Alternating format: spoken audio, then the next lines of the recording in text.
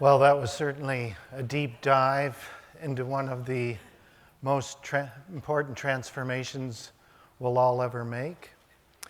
But you know, life is full of transformation, and it doesn't always start out the way we might hope it to be as well.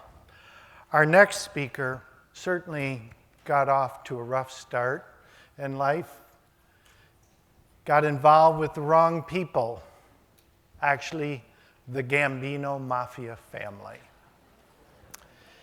And from age 13 to 25, he was a mobster in the Mafia, until at age 25, after 3 felony accounts, helicopters came in with policemen and bulletproof vests to detain him, drag him off to prison, and said to him, "You'll never see the light of day again in your life." He faced a life sentence, worked with attorneys, defended himself, and he got some time to think about all this. And he dedicated himself to reading and giving himself his own education. And he transformed his life. And he got out of prison in 8.5 years. And he began to knock on doors and make phone calls and said, "I can talk to prisoners. I can help you. I can transform your life." And mostly the answer was, well, why do we want an ex-con telling us how to handle our prisoners? But he had learned from that experience. He was persistent, and he had a mission. And it was really to give back to the world, transform his own life, and help people that had been in the unfortunate circumstances that he was too. And little by little, he built a network. He built a reputation. He wrote books. He now has 3 international bestsellers published in 15 languages. He has a TV program on the Discovery Channel. He was nominated in 2009 as the Documentary Presenter of the Year, which is the equivalent in the UK of the Academy Awards for documentaries. In 2013, the Prime Minister invited him to number 10 Downing Street to receive an award for the Celebrity Hero Reading Award for his work in literacy throughout the UK. He is the example of personal transformation, perseverance, giving back. A great man. Thank you for welcoming Lou Ferrante.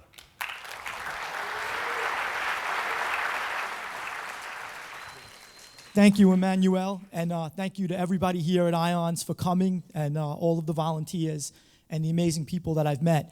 That was very flattering, and hard to believe sometimes, even though I've lived it, that it's true. I remember going to a team meeting in prison where sort of like the administrative staff asked you, "What are you going to do when you go home from prison?" And I said, "I'm going to be an international best-selling author," and they all snickered. They all laughed, and they said, "You better get serious." And they hit me at the board for 2 years. I was in the state prison. I'd left the feds by then. Hit me at the board for 2 years, which was the subsequent next thing that I went to after that team meeting. I would love to go back there and tell them I left a few things out. I was going to do a little more than what I said at that meeting. Anyway, my speech later is going to be more about my past and my life and stuff. Right now, this is about my latest book, and it's a theory that I had come up with while inside of a prison cell. It's something, the seeds of the theory were sown while I was a little boy, but when I had all the luxury of time to read, it was amazing to me how, and this is why I was intrigued by consciousness, I was more free in a prison cell than I had been with 6 cars, several $100,000 saved, several $100,000 in loan shark money on the street. Did anything I wanted to do. I answered directly to the heads of the Gambino crime family. From 21 to 25, I headed my own crew. I had power, tremendous power in my hands. I was the judge and jury in my neighborhood. If something happened, they came to me. And what I said went. If I told a guy to move, you got to the end of the week, he had to move. And that's a lot of power when you're young. But when you're young and ignorant, it's too much power. And it was a horrible thing. I looked back at it. But I realized inside prison, how could I be more free in a prison cell and feel better about myself in a prison cell with cockroaches crawling all over me. I used to have to put tissue in my ears so the cockroaches don't crawl in your ears, because once they go in, they don't come out. And how could I feel more free in there? So that's why I was intrigued by consciousness. So after hiring and firing 7 of the best attorneys money can buy, including, somebody might remember the late William Kunstler, he represented me. Barry Slotnick, some big names, New York attorneys, also worldwide. Kunstler represented Malcolm X and Martin Luther King at times. He rode on the buses down in Montgomery. Amazing man. But anyway, I went through all these attorneys, and I eventually represented myself. And I was released from the feds after winning an appeal, and I had to go to the state because I had time to serve in the state. I had 3 indictments, 3 violent felony convictions. And I'm on my way to the state, and I filed appeals in the state. Say, maybe I could get out of here quick. And I'm waiting for my appeal to be decided, and I have this dream. I'm in a stone tower, and I have all my books around me. I'd been reading 18 hours a day, and I'll get into that later in my session later. But I had been reading 18 hours a day, and I loved books. And I had all these books piled up all around me, and I had never read a book before in my life. I was literate. I knew how to read. I never read a book cover to cover. I think a lot of us have done that in their lives and then realized once you open a book that it's a treasure and it's amazing, and then you're off to the races after that. Well, it happened to me in a prison cell. And I'm having this dream. I'm in this stone tower, and I want to go home. I want this appeal to come back from the state and let me out. I want to get back to my family. But something inside of me, I loved reading, and I'm never going to have this time, this sort of just the luxury of isolation to just pick up book after book after book without worrying about the mortgage, filling up the refrigerator, getting up at 6 a.m., and, listening to the boss yelling at you, whatever. I'm free. I could read all day. So this dream, I'm in the tower. The hack, we call them hacks, the prison guard knocks on the door, big wooden door, he opens it up. He says, Ferrante, you're free to go. I said, no, I'll pass. I'm reading. I showed him my book. I'm reading. And I looked out the tower, and there was a mechanical shark fin on like a car wash chain when chain drags your car through a car wash. The mechanical shark fin was going around the moat, and I wake up. I said, oh my gosh. I didn't say gosh, then. You don't say gosh in prison. But I said, what the frig is wrong with me? I don't want to go home. What's wrong with me? I could read at home. I'll figure out a way to read. I got to get out of this hell. Maybe I become institutionalized. And I've seen that. I've seen people get so terrified when it's time to go home because they're so fearful of freedom. And they've grown accustomed to being told what to do that they may just walk in the TV room and stab somebody. And, right in front of the hack or a camera. And next thing you know, they're locked up, handcuffed, and they're getting another 5-year sentence, and there's a smile from ear to ear. I don't have to go home. And I've even walked the hardened Khan to the gates. And he cried on my shoulder. You're terrified of the outside world. I said, you're going to be all right. If you could survive in here, you'll survive out there. No, it's not the same. He was back in jail a couple months later. And it's very sad. So I'm thinking when I had this dream, I don't want to leave. Maybe I cracked up. Maybe I've become institutionalized. Maybe I'm terrified of freedom like everybody else I've seen who is. Fast forward, I lose my appeal in the state. They ship me over to do state time. And I just made a round of, some of you may have seen me on the news. I was on CNN, MSNBC, Fox. I did a lot of commentary for those escaped convicts up in Clinton, Dannemora, New York, because I went through that prison. I lived there. I've lived in some of the worst prisons. I'll talk about that later. But anyway, I lose my appeal. I get shipped to upstate New York, and they send me to this place. I go through Clinton, Dannemora, and they eventually drop me off in this place called Adirondack up in northern New York by the Canadian border. And I'm sitting in there, and they put me in the highest. It was a 3 or 4-story building. I'm in the highest cell in the building. It's an old stone tuberculosis hospital. I don't know if it was Gothic or what the structure was based on, but it was old and really, really had that feel. They had the crematorium in the basement, and I said, gee, this went from a place where people came to die to a place where the living dead inhabit the walls, which was what you feel like when you're a convict. And they called chow one day, on the chow. And the hack on the tier block calls, on the chow. So everybody races out to go for lunch. And I'm sitting there by my window. I used to feed the squirrels. I used to pet their bellies, and I used to read all day. I talk about that in my memoir. They got me through the last 2 years of my prison sentence. The most beautiful little creatures in the world, squirrels. If you don't like them, I promise you should. And the hack does a round through the tier block, and he wants to see who stayed behind. And he finds me reading, and he says, "Hey, Ferrante, come on, you going to lunch or whatever?" I held up my book, and I said, "No, I'm reading. I'll pass." And it was a deja vu. I said, "Oh my gosh, I had this dream," and I recorded it. And now I'm in this old stone building, the stone tower. The guard's the same. I look out the window, and there's a perimeter track below my window. There's coils and coils of barbed wire and fences. And then there's this one-lane perimeter road where the guards on duty, they do a pass every once in a while to make sure that the perimeter is safe. And I see, just as I look out the window, I see a truck going by on this one-lane road. There's my moat and my mechanical shark. Oh my gosh, identical. I dig the dream out. I read it. And there were just so many identical things. I was blown away. So now I say to myself, I want to study dreams. So I grabbed, because I had read Sigmund Freud's Civilization and its discontents and found it fascinating, I picked up Sigmund Freud's The Interpretation of Dreams. And a lot of what Freud said has been debunked. I'm okay with that. I understand. But he was also brilliant, and a lot of things he did say opened up doors that were never closed. And that just kept opening up more and more doors. But there was one dream in Freud's book about a man named Maury, and he was a dream researcher from the 1800s. And Maury had this particular dream in which he was laying down on his bed, and he was dreaming about the French Revolution.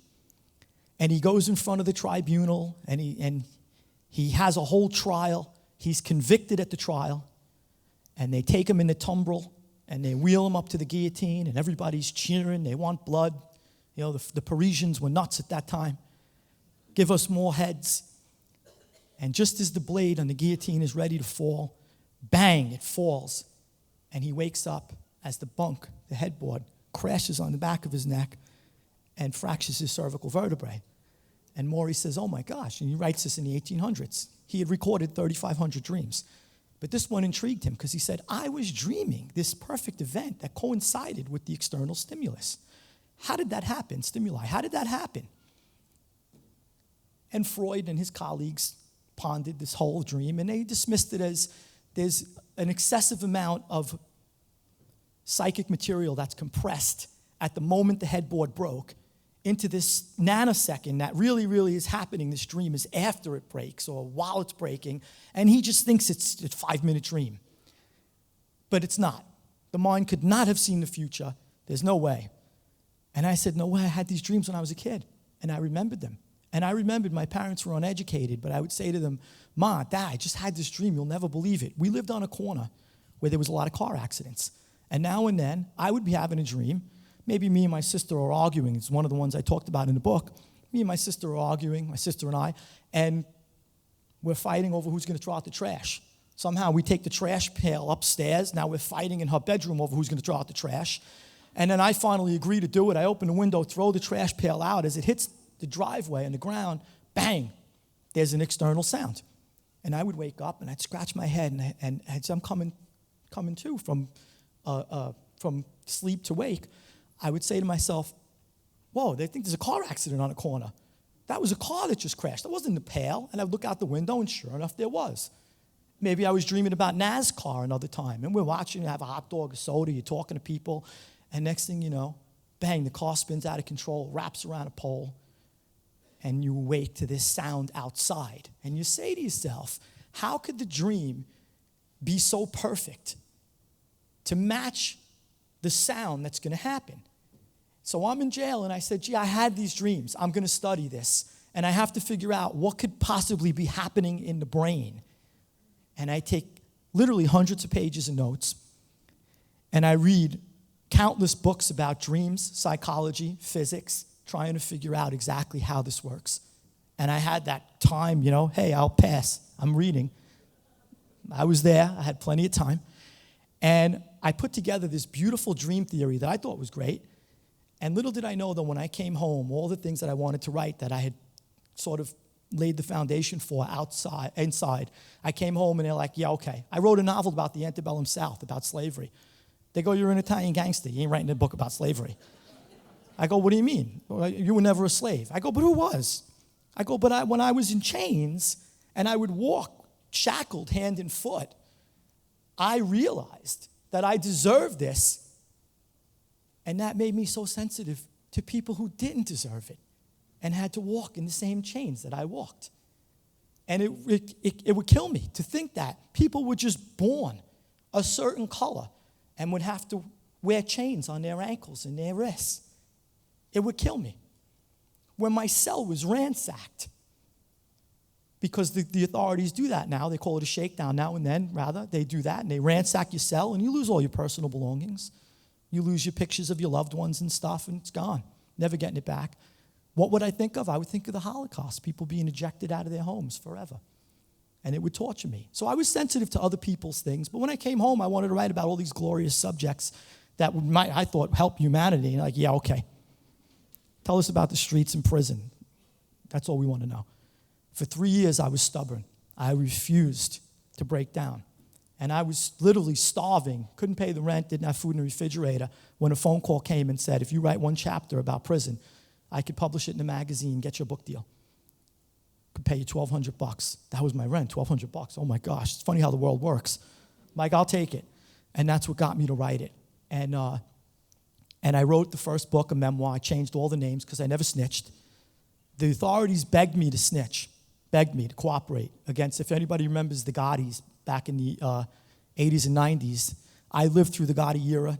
I was around the Gotti family, the Gambino family, and the FBI wanted me to snitch on them. And I think it was a crucial decision in my life to say no. It's not because I'm afraid of them. I had turned my back on them. They'll give you a new identity. They'll give you $5,000 a month in the witness protection program. You don't have to be afraid of anybody.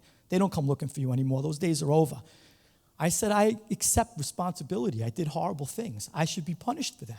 I think that's a crucial aspect of life, to realize if we've made a mistake, to accept the punishment, and that's it. And that changed my whole life. But anyway, I said if I could change the names, because I didn't snitch on anybody, I'll write a memoir. I did that. It was successful. Then I wrote a business book, What the Mafia Can Teach a Legitimate Businessman. Believe it or not. And when I wrote it, first of all, I'll tell you why I wrote it. I come home and I'm like, it's the mortgage crisis, right? Not yet, rather, I'm sorry, but it was the mortgage upswing. And everywhere I go, first of all, they gave me a mortgage. I don't know who the hell would give me a mortgage with 3 violent felonies, never worked a day in his life. I didn't even have a driver's license or a credit card, ever. I mean, I didn't have a driver's license. I had expired, but I didn't have a credit card, nothing. $200,000, yeah, here, sign here. It's yours. I go, we're in trouble. I knew we were in trouble. But I would go to people and they'd say, hey, listen, I could give you this type of mortgage, that type of mortgage, it'll never go up. Everybody I knew was conning me because I was a street guy. I go, what are you talking about? You never go up. What are you? You the Fed? How do you know it's never going to go up? Even the Fed doesn't know if it's not going to go up. Oh, what do you mean the Fed? If it goes up, how about I come back here with a baseball bat? Ferrante, it might go up. The same thing with cars. I go to buy a car. I'm ready to sign on the dotted line. Oh, wait, where's the radio? Where's the electric seats? Where's the heat? You just told me I got all that for $450 a month. No, that was $650 a month. You lied to me. At some point, I scratched my head and said, wait a second. We did better business in the mob. Take away the violence. Take away the baseball bats, the guns. I agree. I totally, listen, we did bad things. But that was all last resort, too. We weren't always trying to hurt people. The mob wouldn't survive 100 years if they were always out to kill people. They go out of their way to avoid violence. It's only when, people practically begging for it that, and I've been there, believe me. It's hard to believe, but it happens, I promise you. I promise you. You could warn a guy 1,000,000 times. And I, by the way, too, you'll see later in my speech, I make light of these things now. I'm joking. It's a different kind of talk. But I'll go through the remorse that I've suffered and how my conscience still torments me, and that's why I'm here today and do the things that I do. But just so no one confuses why, I can make light of it because, I've been through it all already, and I still suffer for a lot of the things I did. But anyway, so after my last book, I didn't think anybody would take it seriously. What the Mafia Can Teach a Legitimate Businessman. It's real. There's real business examples based on real mafia stuff. I took Plutarch's lives. The ancient writer Plutarch would take a Greek life and a Roman life And he would compare the vices and virtues of a Greek against the Roman. And sometimes the Greek was better, sometimes the Roman was better, but he had his way of pointing out vices and virtues, and you learned from it. And it was this big, and I read it in like 2 weeks, if that, maybe a week, because when you're in jail, you could read Plutarch's Lives, knock that right out. Gibbon's Decline and Fall of the Roman Empire, I'll have that done by Saturday. That's what you could do in jail. So I had based my model, mob rules, on Plutarch's Lives. I take a mob boss who did it right and a mob boss who screwed up. And I tell you as a business person how you could do it based on these two models. Do you want to make this decision or that decision? And believe it or not, it's a book about business ethics. Because if you strip away the violence, the mob had a code. And it was a twisted code. For example, the house was sacred. If a guy owed me $1 million, I couldn't knock on his door because that house is sacred. His mother may live there, his wife may live there, his kids may live there. How dare you embarrass or humiliate a man on his front porch? You're not allowed near his house. Now, why is it a twisted code? Because if I catch him down the block, I could run him over with my car. I could beat him over the head with a tire iron, put him in the hospital, and his family all has to visit him, obviously. But you can't go near the house. So I was just saying to myself, gee, imagine if the mafia made it 100 years with their twisted code, which was horrendous looking back at it, how far would a good company make it with a real ethical code? A real good code where you're not trying to con anybody or beat anybody, and you're really, really out to do good business. So anyway, the business book did tremendously well. 15 languages, international bestseller, runaway bestseller in Spain and Portugal. Spain, it's in its 11th edition. I was blown away by the success. Lorraine Bracco bought my first book. Samuel L. Jackson read Mob Rules, my second book, called me and said, I'm buying it as for an option for television. And move ahead. After my last book, I said, I'm going to write what I want. I called my agent. I said, I'm writing a book about the dreaming brain. She says, no, you're not allowed to. Why? You're not a scientist. Oh, I'm not a scientist, but I have a great theory. I've bounced it off people who said it's valid, but you still can't write it. You're not a scientist.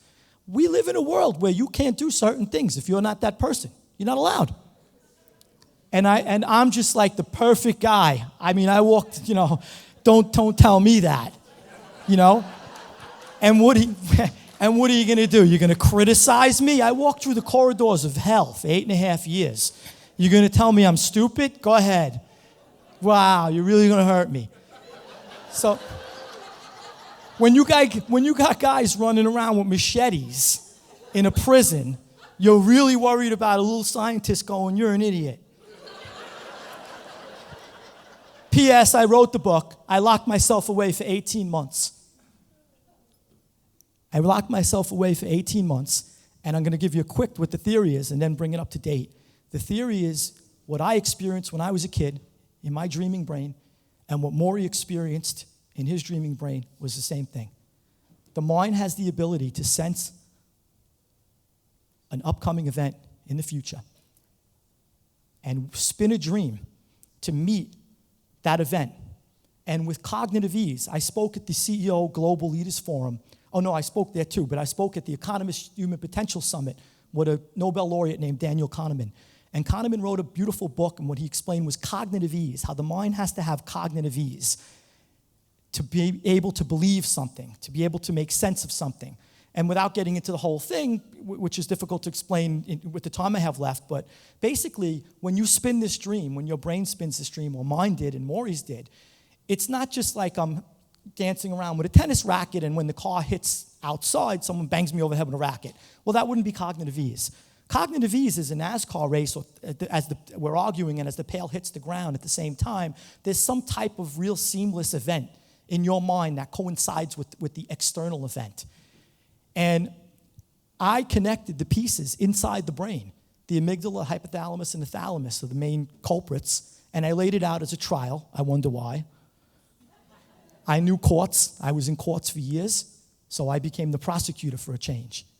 And I prosecuted time for conducting a fraud all these years because I feel that time is an illusion, at least in a sense. And I feel like, as Einstein said, past, present, and future is all the same. We're just trapped in the moment. And there's something bigger out there than all of us, and I understood it. and I wove Sigmund Freud's life and Einstein's life into the book. And I came across a little genius by the name of Dr. Dean Radin and his experiments. And I found this guy, and I said, oh my gosh, he proved through experiments, with waking subjects, that if there's an external stimuli about to happen, well, he did it with photo experiments, other people did it with audio, that the brain has a time period where it could sense it before it happens.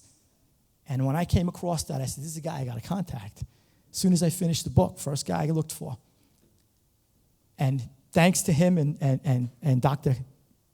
Cassie Vieten and Jenny Matthews, I'm here today, and I thank them because they're open-minded enough. Most of the real scientists, like traditional, that we talked about earlier in this event, don't talk about that. Don't talk about consciousness. Can't discuss that. Why not? Why can't we discuss it? And every experiment begins with a theory. So I laid out my theory, and now I'm hoping for the experiments. Dr. Radin, wherever you are. But anyway, the book is doing well already. I did Bob Edwards' NPR. He gave me a half hour to talk about the book at Ad National. I did a couple of other really cool radio interviews about the book, and it's taken off. It's doing well. I thank God. Probably won't be a movie because I don't think it fits in, but who knows? I didn't think Samuel L. Jackson was calling me for mob rules, so you never know. But anyway, I can't get too deep into my life, but that's the theory. I'd love to talk about my life. I invite anybody who would like to come and listen to the whole story. I'll have 2 hours to exhaust myself, and hopefully everybody should feel like they were in the mob and in prison and reformed afterwards. But anyway,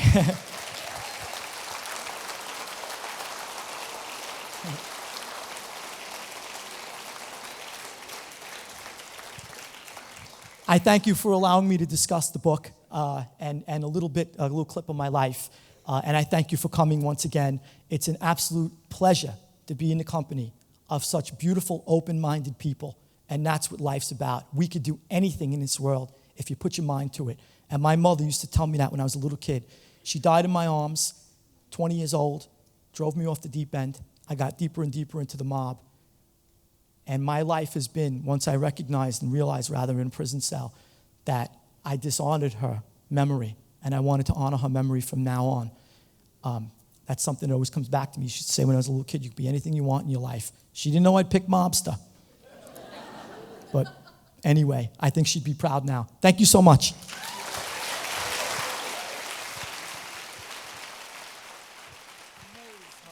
Amazing.